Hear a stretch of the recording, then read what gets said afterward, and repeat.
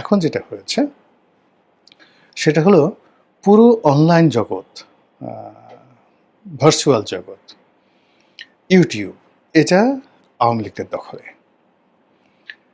সেটা নবনীতা বলেন, মঞ্জুরুল পান্না বলেন, অন্যান্য যারা বলেন, বা বাংলাদেশে যারা আমরা কথাবার্তা বলছি, আমাদের অনেক কথা সরকারকে আমরা সমালোচনা করতে চাচ্ছি বা সরকারকে আমরা সতর্ক করতে চাচ্ছি, জামাতকে সতর্ক করতে চাচ্ছি, এবং অটোমেটিক্যালি এগুলো আওয়ামী লীগের পক্ষে চলে যাচ্ছে। আবার ওই কথাগুলোর সঙ্গে টুকরা টুকরা করে কেটে, যেমন আমি একটা ভিডিও করলাম বা একটা টক শোতে লাইভ বললাম যে টোটাল ঘটনা এই কারণে শেখ হাসিনা আসতে পারে, আর এই কারণে আসতে পারে না। তো আসতে পারে না সেগুলো বাদ দিয়ে কী কী কারণে আসতে পারে সেইগুলোকে আওয়ামী লীগের লোকজন কেটে একেবারে দিদার্সে বুস্টিং করে কোটি কোটি বার সেটা দেখানো হলো। তো এর ফলে কি হলো যে পুরো এখন অনলাইন দুনিয়া, ডিজিটাল মিডিয়া এবং ভার্চুয়াল জগৎ, এই পুরোটাই এখন আওয়ামী লীগের দখলে। আর এই আওয়ামী লীগের দখলবাজি এই অনলাইন জগতে এটাকে কন্টিনিউ রাখার জন্য এভরি মোমেন্ট কখনো শেখ হাসিনা এবং কখনো আওয়ামী লীগের যারা নেতৃবৃন্দ রয়েছেন তারা একটার পর একটা নাটক তৈরি করছেন এবং একটার পর একটা বক্তব্য তারা দিয়ে চলেছেন। এটার কি ফলাফল হবে উই ডোন্ট নো, কিন্তু এই মুহূর্তে তারা যে কাজগুলো করছেন, কথাগুলো বলছেন, সেই কথাগুলো নানা রকম বিতর্ক, পক্ষে বিতর্ক হচ্ছে এবং সেটা আলটিমেটলি আওয়ামী লীগের পক্ষে চলে যাচ্ছে। যেমন রাকেশ রহমান, তরুণ আওয়ামী লীগ নেতা, বেশ আওয়ামী লীগের সমালোচনা করে বেশ কিছু কথাবার্তা বলেন, স্ট্রেট ফরওয়ার্ড, এবং তার বেশিরভাগ কথাগুলো হয় শারমিন চৌধুরীর সঙ্গে। আপাত দৃষ্টিতে মনে হচ্ছে যে সে আওয়ামী লীগের সমালোচনা করছে, যা কিছু করছে, কিন্তু দিন শেষে ঘুরে ফিরে কিন্তু আওয়ামী লীগের পক্ষে চলে যাচ্ছেন। আবার এই যে অমির রহমান পিয়াল বা নিঝুম মজুমদার, এরা দুজনে গালাগালি করছে, একে অপরের বিরোধিতা করছে, কিন্তু আলটিমেটলি দিন শেষে আওয়ামী লীগের পক্ষে চলে যাচ্ছে। তো এইভাবে ভার্চুয়াল জগৎটাকে নিয়ে মানুষের যত অ্যাট্রাকশন, সেই অ্যাট্রাকশন কৌশলে আওয়ামী লীগ তাদের দিকে রাখছে। এখানে অন্য কোনো দিকে মানুষের মনোযোগ যাচ্ছে না। নো নাটক, নো সিনেমা, এই যে বনলতা সেন হলো, বনলতা এক্সপ্রেস হলো, এত কিছু হলো বাংলাদেশে। তো এগুলো নিয়ে মানুষের কোনো মাথা ব্যথা নেই। মানুষ এখন শেখ হাসিনা কী বললো, ওয়াহিদুল কাদের কী বললো, এটা নিয়ে এক একটা ঘটনা ঘটায়, 4 দিন 5 দিন 7 দিন এটা নিয়ে আলোচনা করতে থাকে। ওটা আবার 4-5 দিন বিরতির পর আর একটা নতুন বোমা ফাটিয়ে দেয়। রিসেন্টলি শেখ হাসিনা আসবে, তারপরে শেখ হাসিনার যাকে বলা হয়, আগে দেখলাম যে তার পদত্যাগপত্র পাওয়া যাচ্ছে না, তারপরে তথ্য বের করা হলো পদত্যাগপত্র ভ্যানিটি ব্যাগে করে নিয়ে গেছেন। এখন শেখ হাসিনা বলছেন যে তিনি পদত্যাগপত্র লেখেনি নেই, ভ্যানিটি ব্যাগে নেওয়া তো দূরের কথা, তিনি লেখেনি নাই, জমা দেওয়া তো দূরের কথা, তিনি লিখেনি নাই। ক্যান ইউ ইমাজিন কিভাবে ন্যারেটিভগুলো ওই যে বঙ্গভবন থেকে রাষ্ট্রপতির মুখ দিয়ে বের হলো যে আমার কাছে শেখ হাসিনার কোনো পদত্যাগপত্র নেই, আর যাওয়ার সময় তিনি ভুলে গেলেন না। বুঝেন ন্যারেটিভটা। সেটা মতিউর রহমান চৌধুরী, এমিনেন্ট জার্নালিস্ট, তিনি সেটা প্রকাশ করলেন। এভাবে চলতে থাকলো। এরপর আবার মতিউর রহমান চৌধুরী দ্বিতীয় ন্যারেটিভ দিলেন যে শেখ হাসিনা 3 পৃষ্ঠার একটা লেখা লিখেছিলেন, সেটা ভ্যানিটি ব্যাগে করে তিনি নিয়ে গেছেন। তারপরে সেই ব্যাগটা আবার চেয়ারের উপর ছিল, হেলিকপ্টার ওঠার সময় তিনি আবার বলছেন ওই ব্যাগটা নিয়ে আসো। এখন এটা দিল্লিতে আছে। সারা দেশে হয়েছে, আমরা ইউটিউবে বানালাম, হায় হায় কি হবে এখন, এই পদত্যাগপত্র যদি আবার হাতে লেখা, কেন টাইপ হলো না, ইত্যাদি ইত্যাদি নানা রকম কথাবার্তা। এখন শেখ হাসিনা বলছেন যে আমি লাস্টে যে সময়, আমাকে 30 থেকে 40 মিনিট যে সময়, এই অবস্থাতে একটা পদত্যাগপত্র লেখা সম্ভব ছিল না, আমি এটি লিখিই নি। আর প্লেনে ওঠা পর্যন্ত আমি জানতাম যে আমি টুঙ্গিপাড়াতে যাচ্ছি, আমি ভারতে আসবো এটা আমি জানতাম না। দেখেন ন্যারেটিভগুলো কোথায় চলে যাচ্ছে, কীভাবে যাচ্ছে।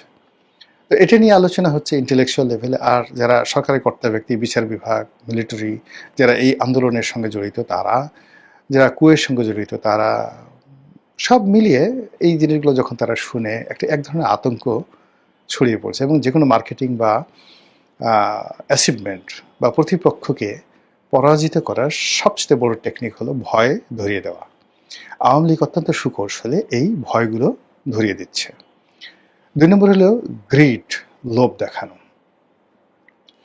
আওয়ামী লীগের হাতে এখন যে টাকা আছে, যে জিনিসপত্র আছে, তারা যথেষ্ট সক্ষমতা নিয়ে বহু মানুষকে বিপথে নিতে পারবে, তাদেরকে লোভাতুর করতে পারবে এবং আলটিমেটলি প্রশাসনের মধ্যে সব জায়গাতে তাদের এই এজেন্টগুলো তারা নিয়োগ করে ফেলেছে।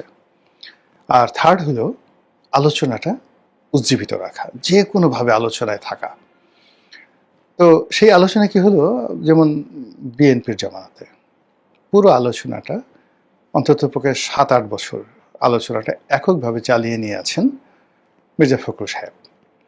উনি ছাড়া আর বিএনপির কোনো নেতার কোনো বক্তব্য মিডিয়াতে আসতো না, কেউ তার মানে কোনো ন্যারেটিভই তৈরি করতে পারতেন না। আর দলের মধ্যে তারেক রহমান সাহেব সেখানে লন্ডন থেকে কথাবার্তা বলতেন, কিন্তু এগুলো মিডিয়া যেহেতু নিষিদ্ধ ছিল, তার বক্তব্য মিডিয়াতে আসতো না। একমাত্র মির্জা ফখরুল সাহেব লাস্ট 10 ইয়ার্স বিএনপিকে বাঁচিয়ে রেখেছেন।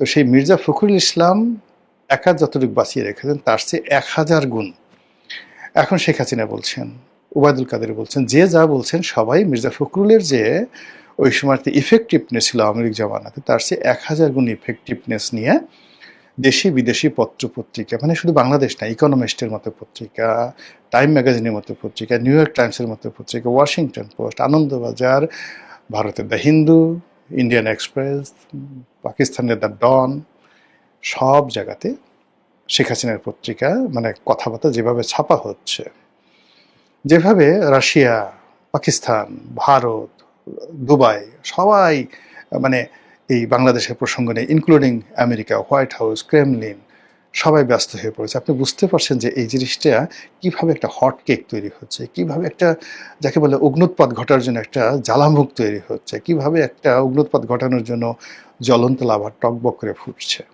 এবং এটা আওয়ামী লীগ খুব কৌশলী ম্যাটিকুলাসলি কাজটা করছে। এবং তারই ধারাবাহিকতায় অতি সম্প্রতি ওবায়দুল কাদের সাহেব তিনি বলেছেন যে একটা সমাবেশে যে সেনাপ্রধানের নিয়োগ এবং রাষ্ট্রপতির নিয়োগ এটি শেখ হাসিনার ভুল সিদ্ধান্ত ছিল।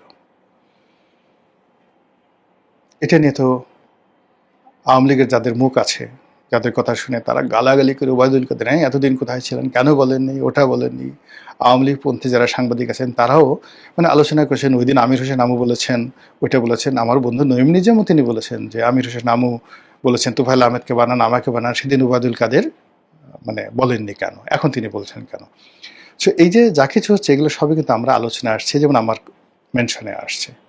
এই আলোচনাটা নঈম নিজাম এই কথা লেখুক, লোকজন ওবায়দুল কাদেরকে গালাগালি করুক, এটা আলোচনার মধ্যে থাকুক, এটা শেখ হাসিনা চেয়েছেন এবং শেখ হাসিনার নির্দেশে তিনি ওবায়দুল কাদের এই কথাগুলো বলেছেন। ওবায়দুল কাদের এই যে কথাগুলো বলেছেন, কোনো অবস্থাতেই দলের লোকজন যে যাই বলুক না কেন তিনি নিজের থেকে কোনো কথা বলেন এই না, এটা একটা জাস্ট একটা ড্রামা। আগে যেটা বললাম ওবায়দুল কাদেরকে এই যে দিয়ে এই কথাগুলো বলানো, এর দুটো যাকে বলা হয় উদ্দেশ্য থাকতে পারে। প্রথম উদ্দেশ্য একেবারে সিম্পল, আলোচনাটা চাঙ্গা রাখা। দ্বিতীয় যে বিষয় সেটা হলো সেনাপ্রধান জেনারেল ওয়াকারুজ্জামান এবং বর্তমান রাষ্ট্রপতি তাদেরকে আওয়ামী লীগ থেকে বিচ্ছিন্ন করে দেওয়া, মানে এদের সঙ্গে আওয়ামী লীগের কোনো সম্পর্ক নেই, আওয়ামী লীগ তাদের শত্রু। বুঝতে পারছেন? এই কাজটা যদি আওয়ামী লীগ সুন্দরভাবে করতে পারে আর এই দুজন লোক যদি বর্তমান সরকারের আস্থাভাজন হয়, বিশ্বাসভাজন হয়, তাহলে কি হতে পারে আগামী দিনে। আচ্ছা গেল। এর বাইরে যে যেটা হলো সেটা হলো নেতিবাচক অর্থে আওয়ামী লীগ এই একটা মার্কেটে একটা প্রোপাগান্ডা ছড়িয়ে দিল। ছড়িয়ে দেওয়ার ফলে লোকজন কিভাবে মানে আওয়ামী লীগের ভিতরে শেখ হাসিনার বিরোধী যারা লোকজন আছে কয় পার্সেন্ট ওবায়দুল কাদেরের পক্ষে যায়, কয় পার্সেন্ট শেখ হাসিনার পক্ষে যায়, এটারও একটা জরিপ শেখ হাসিনা করে ফেললেন। কিন্তু আমি যতটুকু শেখ হাসিনাকে জানি, যতটুকু ওবায়দুল কাদেরকে জানি, শেখ হাসিনার ইঙ্গিত ছাড়া, গ্রিন সিগন্যাল ছাড়া ওবায়দুল কাদের যদি মরেও যান তিনি একটা উহ শব্দ উচ্চারণ করবেন না। একটা ছোট উদাহরণ দিয়ে ঘটনাটা শেষ করি। এটা কত সালে? এটা কি 2011 আগে 2005 বা 6 সালে হবে আর কি, বা 4 সনের দিকে হবে। এটা একরাম বলতে পারবে, মানে নোয়াখালীর যে এমপি আছেন একরামুল করিম, ও প্রথম আমার বন্ধু মানুষ সেই ওখানে সেক্রেটারি হলো। তো ওই যে সম্মেলনটা, ওই সম্মেলনটাতে ঢাকা থেকে আমি গেলাম, উবায়দুল কাদের আর জুবাইদুল হক রাসেল, আমরা আমার গাড়িতে করে আমরা সেই সম্মেলনে যোগদান করতে গেলাম প্রধানমন্ত্রীর নির্দেশে। তখন প্রধানমন্ত্রী আমাকে চিনতেন কি চিনতেন না ডাজ নট ম্যাটার, যেহেতু কাদের ভাইয়ের সাথে আমার তখন একটা খুব ধরম মহরম সম্পর্ক। মধ্যে আবার জলিল ভাই যাচ্ছিলেন, আব্দুল জলিল সাধারণ সম্পাদক, তার গাড়ির চাকা পাংচার হয়ে গেল, তিনিও এসে আমার গাড়িতে উঠতেন। আমার ওই মুহূর্তে খুব ভালো একটা দামি গাড়ি ছিল, এই জন্য মানে কাদের ভাই সবসময় ভালো গাড়িতে চড়তে পছন্দ করতেন। তা আমি, উবায়দুল কাদের, শেখ হেলাল, তারপর শেষে আব্দুল জলিল সাহেব, আমরা এবার বহু জায়গাতে বহু জেলাতে ভ্রমণ করেছি। হয়তো দলের জন্য টাকা খরচ করার সামর্থ্য খুব অল্প লোকের ছিল, আমার ছিল। ওই সময় তো উবায়দুল কাদের ভালো একটা গাড়ি পছন্দ করে, এক জায়গাতে 10,000 টাকা দেওয়া দরকার, ওই টাকাটা ইভেন তখন শেখ হেলালের অবস্থা ভালো না, একটা জায়গাতে যাবে, শেখ হেলালের অর্থনৈতিক অবস্থা ভালো না, খুব খারাপ অবস্থা 2002-03 সালে, কিন্তু তখন আমার রমরমা অবস্থা। তো আই কুড ডোনেট, আমি এটা ডোনেট করতে পারতাম, কন্ট্রিবিউট করতে পারতাম। এই জন্য তারা সবাই আমাকে স্নেহ করতেন, ভালোবাসতেন, এবং এদের সঙ্গে ওইরকম বন্ধুত্বপূর্ণ একটা সম্পর্ক, মানে শুধু স্নেহ না, জাস্ট লাইক মানে একসাথে ধরেন আমরা একসাথে সিগারেট খেতাম, আমি সিগারেট খেতাম তখন, এখন তো খাই না। তো সেই শেখ হেলাল সিগারেট খাচ্ছেন, রনি ভাই আপনি আপনি করে বলতেন, রনি ভাই সিগারেট খান, তো তিনি সিগারেট আবার লাইটটা ধরাই দিতেন। ওবায়দুল কাদের সিগারেট খেতেন না, কিন্তু আমরা দুজন যেহেতু তার গাড়িতে মানে শেখ হেলালের গাড়িতে বসে আমরা সিগারেট খাচ্ছি, কাদের সাহেব সেই দরজা বন্ধ এসির মধ্যে, তাকে সে সিগারেটের গন্ধ সহ্য করতে হয়েছে। This is our relation. তো যাই হোক, এরকম নোয়াখালীতে গেলাম। নোয়াখালীতে যাওয়ার পরে আমি ক্লান্ত হয়ে সেই অনুষ্ঠান শেষ করে, মঞ্চ শেষ করে আমি এসে সার্কিট হাউসে কী কারণে ঘুমিয়ে পড়েছি। উবায়দুল কাদের থেকে শুরু